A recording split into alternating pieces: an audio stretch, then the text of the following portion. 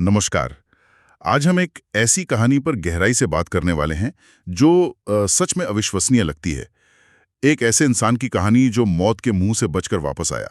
हम बात कर रहे हैं विश्वास कुमार रमेश की। AI-171 विमान हादसे के अकेले जीवित बचे व्यक्ति। हमें कुछ लेखों से ये जानकारी मिली है। जरा सोचिए, 12 जून 2025 अहमदाबाद, एयर इंडिया की फ्लाइट AI-171, एक बोइंग 787 ड्रीमलाइनर, 242 लोग सवार हैं और विमान उड़ान भरता है। सब कुछ एकदम सामान्य। यात्रियों में एक युवा इंजीनियर भी हैं, विश्वास कुमार रमेश। खिड़की वाली सीट 11A, ठीक इमरजेंसी एग्जिट के बगल में। हाँ, और शुरुआत में तो सब कुछ बिल्कुल नॉर्मली था। कोई अंदाजा भी नहीं लगा सकता था कि आगे क्या होने वाला है। बिल्कुल, लेकिन टेक ऑफ के शायद 30 सेकंड के अंदर ही सब कुछ बदल गया।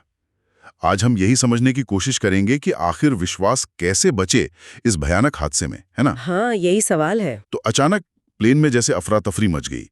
इंजन से अजीब गरजने जैसी आवाजें, केबिन में धुआं भरने लगा और प्लेन बहुत तेजी से नीचे गिरने लगा। चीख पुकार मची हुई थी। और फिर जोरदार टक्कर। हाँ, विमान अहमदाबाद में मेडिकल कॉलेज के पास से एक मल्टी स्टोरी बिल्डिंग से जा टकराया। बहुत भयानक विस्फोट हुआ और पूरा विमान उसका मलबा आग की लपटों में घिर गया। वो मंजर वाकई तबाही का था, पूरी तरह से। लेकिन उसी आग और धातु के ढेर के बीच एक हाथ हिलता हुआ दिखा। विश्वास कुमार रमेश। हादसे से ठीक पहले उन्होंने अपनी सीट बेल्ट कस ली थी। ये शायद बहुत जरूरी साबित हुआ। बिल्कुल। और एक और चीज जो हुई, टक्कर के वक्त उनके ठीक बगल वाला जो इमरजेंसी एग्जिट दरवाजा था, वो टूटकर बाहर की तरफ खुल गया। अच्छा। हाँ, और ये बात बहुत अहम है। ये जो दरवाजा इस तरह टूटा, ये बहुत ही रेयर होता है। अक्सर ऐसे हादसों में एग्जिट या तो जाम हो जाते हैं या अंदर की तरफ धंस जाते हैं।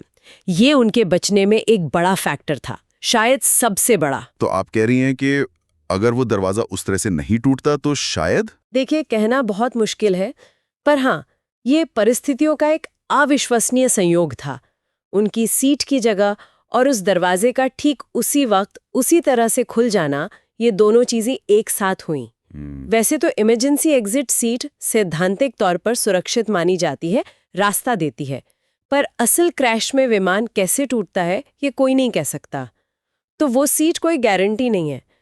यहाँ तो दरवाजे का खुलना ही एक तरह का चमत्कार था। मैं समझा। तो विश्वास उस वक्त जाहिर है हक्के भक्के थे, खून बह रहा था, गहरे सदमे में थे।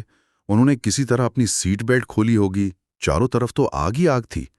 बाकी यात्री वो शायद बेसुध थे। हाँ, मंजर भयानक रहा होगा। और तभी उन्हें उस टूटे हुए दरवाजे से बाहर रोशनी की किरण नजर आई। ये वो पल था शायद जहां उम्मीद दिखती है।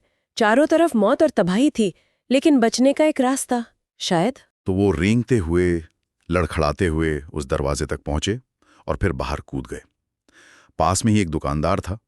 उसने कुछ ऐसा देखा जिस पर यकीन करना मुश्किल है। एक आदमी जलते हुए विमान के मलबे से दूर जा रहा है, नंगे पैर, जिस्म पर जलने के निशान हैं, लेकिन वो अपना फोन हाथ में पकड़े हुए था और जिंदा था। 242 लोगों में से अकेला। विश्वास ने बाद में जो कहा वो उनके अनुभव को शायद सही तरीके से बताता है। उन्होंने कहा, मुझे लगा मैं मर गया था, लेकिन जैसे किसी चीज ने मुझे वापस खींच लिया। मैंने मौत देखी और मैं उससे बच निकला। ये सिर्फ किस्मत की बात नहीं लगती है ना, बल्कि शायद उस भयानक डर और खौफ के बीच शांत रहने और किसी तरह बचने का रास्ता खोजने की जो इंसानी क्षमता होती है, ये उसकी भी कहानी है। तो ये थी विश्वास कुमार रमेश की कहानी, AI-171 विमान हादसे के अकेले जीवित बचे व्यक्ति की।